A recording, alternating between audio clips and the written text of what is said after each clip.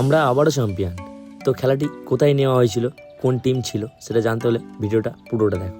তো hello guys, আমি অরিত্র, আবার একটা নতুন ভিডিওতে আপনাদের স্বাগত। তো সকাল সকাল ঘুম থেকে উঠে বেরিয়ে পড়ি খেলার মাঠে যাওয়ার উদ্দেশ্যে। তো মাঠটি অনেকটাই দূরে ছিল, তাই জন্য অনেকটা সকাল সকাল বেরোনো হয়। প্রথমে আমরা চলে যাই ঝিগড়া বাস স্ট্যান্ডের সামনাসামনি, এবং তারপর অনেকটা রাস্তা, তাই আমরা অনেক তাড়াতাড়ি বেরিয়েছিলাম। দিনটি ছিল 25শে ডিসেম্বর, আর খেলাটি ছিল হুগলি আমাদের এখান থেকে অনেকটাই রাস্তা। তো প্রাকৃতিক সৌন্দর্য উপভোগ করতে করতে এবং বন্ধুরা সবাই মিলে বাইক নিয়ে মজা করতে করতে ফাইনালি আমরা চলে আসি অনেকটা পথ অতিক্রম করে আমাদের মূল গন্তব্যস্থল হুগলি বলপাইতে। আজকের খেলাটা ছিল আমাদের সেই হুগলি বলপাই। রাস্তাটা আমাদের এখান থেকে অনেকটাই। তো প্রথমে আমরা গিয়ে মাঠটা একটু পরিদর্শন করছিলাম এবং ট্রফিগুলোকে দেখছিলাম। ট্রফিগুলো তো অসাধারণ লেগেছিল আমার, এবং আমাদের এদিকের তুলনায় ওখানে ঠান্ডাটা একটু বেশিই ছিল, তাই সবাই লাফালাফি করছিল যাতে শরীরটা একটু গরম হয়। পিয়ুষকে দেখে না, এবং সবাই মিলে দাঁড়িয়েছিলাম। তো তার কিছুক্ষণ পর আমরা ক্লাবের পতাকা এবং স্ট্যাম্প এবং প্লেয়ার লিস্ট জমা দিই।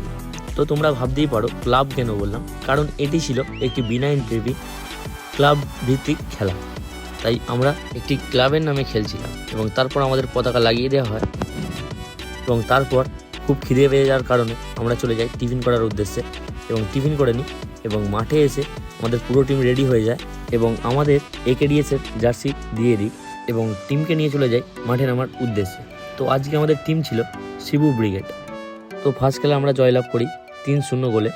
আর তারপরে এই টাইমটা অনেকটাই হয়ে গেছিলো, তাই সবাই মিলে চলে যাই স্নান করার উদ্দেশ্যে, এবং স্নান ফ্রান সেরে আমরা চলে আসি আবারও মাঠে। এবং তারপরেই ছিল আমাদের কোয়ার্টার ফাইনাল খেলা।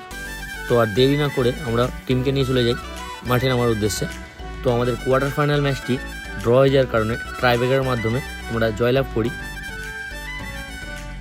এবং তারপরেই দেখি চলে এসেছে রাজাদার হাত কেটে যাওয়ার কারণে আজ খেলতে পারিনি। এবং সজলদারও আমাদের টিমের হয়েই খেলার কথা ছিল, কিন্তু কিছু কারণবশত সজলদা আমাদের হয়ে খেলেনি, অন্য টিমের হয়ে খেলেছিল।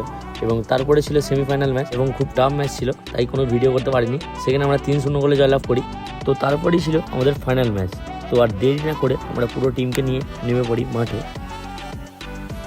তো তোমরা সবাই তো জানো খেলা শুরু হওয়ার আগে একটি টস হয়, এবং টসে ছিল একটি বিশেষ আকর্ষণটি ছিল হচ্ছে যে টিমের ক্যাপ্টেন টসে জয়লাভ করবে তার জন্য ছিল একটি রুপোর কয়েন, এবং সেটি জয়লাভ করে আমাদের টিমেরই ক্যাপ্টেন প্রতাপদা।